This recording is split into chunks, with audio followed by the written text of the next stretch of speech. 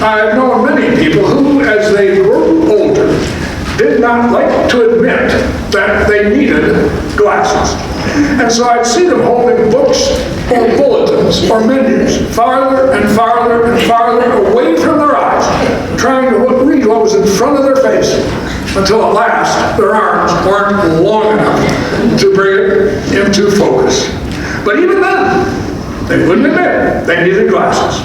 So if they were trying to pay a bill at a restaurant, they would borrow somebody else's glasses and just check the bill to make sure they weren't giving a $500 tip for a $20 lunch. When they finally relented and actually got some help, they may have worn contact lenses so that no one would know that their eyes were, well, let us say, aging a bit. And they just didn't see as well as they once did. And that's what our gospel reading for today is all about. Seeing and yet not seeing. It's about becoming blind as a bat to what's right there before our eyes. And according to the story, what is right there before our eyes is the very power and presence of God. And the shock of the story is the reason we go blind. Because the reason is religion. Often our beliefs about God cause us to go blind to God. And if you wonder how that can be, the answer is because there's a big difference between religion and faith. Faith, or religion rather, is a system of beliefs about God and the world that explains God and the world and what happens. Religion has to do with doctrines and dogmas. It gives a set way of understanding God and what happens. And as children, that's usually what we get, religion. We are taught certain beliefs about God and the world, certain explanations and doctrines. And more than we realize, those beliefs and doctrines are set deep within us. And we carry them with us as adults and attempt to understand God and our lives by means of them. But because of what religion is, it can often cause us not to see God beyond the beliefs and doctrines. Faith is different. Faith is being open to God and the surprising possibilities of God. Faith doesn't attempt to capture God in some system of belief or nail God down in some doctrine. Faith, as someone else has put it, is the decision to keep your eyes open. Faith allows God to define God's own self and looks for God, even in the most unlikely people and places. Faith is not belief about God, but rather belief in God. Faith trusts in God and sees what is truly there. And that's really what's at the heart of our reading we hear today. Religion and faith. Really, it's a story that can hit close to home because it's a story about illness, disease, doubt, and healing. It's a story filled with question, people questioning and wondering. And I think the story can help us with such things by helping us understand the difference between religion and faith, by helping us to see. I mean, think about the story. Jesus and the disciples come across a man blind from birth. And what do the disciples do immediately?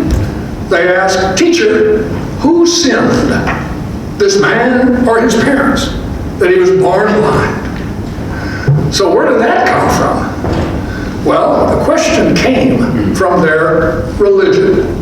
The disciples were good Jews, as was Jesus. And the Judaism of Jesus' day taught that illness or disability was actually God's punishment for sin. The sin of the person himself or the sin of the parents. Such punishment, this teaching went, was a form of chastisement, which, if the person bore it graciously, could lead to later rewards. It was a belief that explained why things happen without questioning God's love or righteousness. God was not being cruel to belief held in sending illness or disease upon someone because, well, obviously the person deserved it. It was the person's own fault or the parents' fault God was actually being quite loving in the punishment, because the punishment was meant to correct a person and thus save him.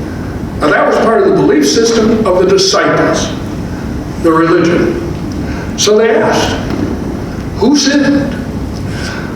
Any of that sound familiar? It should, because many of us carry similar beliefs within us. We might think we don't, we might think we've shed them, but they're there. Illness comes, a disaster strikes, something troubles. And what's the first question I ask? Why is God punishing me? Or you might say, well, what have I done to deserve this? And those questions come out of our religion, our beliefs about God. We want to understand why certain things happen. We want answers, explanations. And somewhere along the line, we've been taught that the answer must be us. That it happens because of something we have done, that we deserve it somehow. And even though we might not really buy that often, still, there are times we want answers and explanations so bad that we'll blame ourselves anyway, or blame others. Either way, we feel strangely comforted, because at least now we can make sense of things, feel we have some control over things. So like the disciples, we believe there must be a connection between what we have done and those things that happen to us, like disease and illness. But Jesus said, no, there is no connection between sin and illness. It is not God's punishment, period. End of conversation. What Jesus did say, however, was that the man was born blind so that God's work might be revealed in him. But that sounds like Jesus was saying that God caused him to be born blind, so that God could use him at a later date to make a point. And that would seem more cruel than God punishing the man. The idea that God would lay such a terrible thing on someone just to score a few points in a debate later on seems rather horrible. So what did Jesus mean? Simply that God could work through the man's blindness. Jesus was not saying that God caused the man's blindness. He was saying that even in the man's blindness, God's power could work to help the man and others truly see. Jesus wasn't giving an answer or a reason, but trying to open the disciples' eyes to the presence of God in a very, very unlikely place. And that's one big difference between religion and faith. Religion asks, why is God punishing me? Faith asks, where is God in what is happening? How is God working in it to bring life and hope? Religion looks for explanations. Faith looks for the presence of God. Religion needs answers to thrive and holds fast to its explanations. Faith lives without answers and holds fast to God. And there's another big difference between religion and faith. It's actually the difference between the Pharisees and the man born blind. The Pharisees were mainly concerned with what was not of God, according to their religion. And that's pretty much what religion does. It spends most of its time and energy looking for and pointing out who is not from God, what is not of God, where God is not. Religion's main preoccupation seems to protect itself and its beliefs, even protect God. The Pharisees questioned whether the man was ever really born blind. They interrogated him and his parents, looked for all the reasons why his healing could not be God's doing. And Jesus was not from God.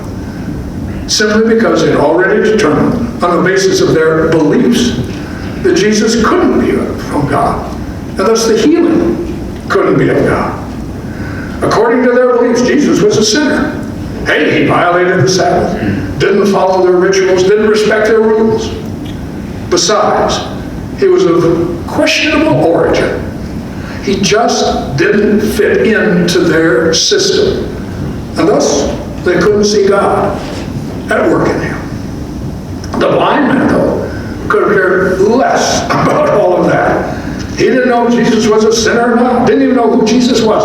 All he knew is that something wonderful and powerful had happened to him. And he was willing to believe that it was of God. And that's what faith says. All I know is that something has happened. Something wonderful. And faith is willing to believe that the healing that came, the peace or hope or strength that came was from God. That it was of God's power and presence at work.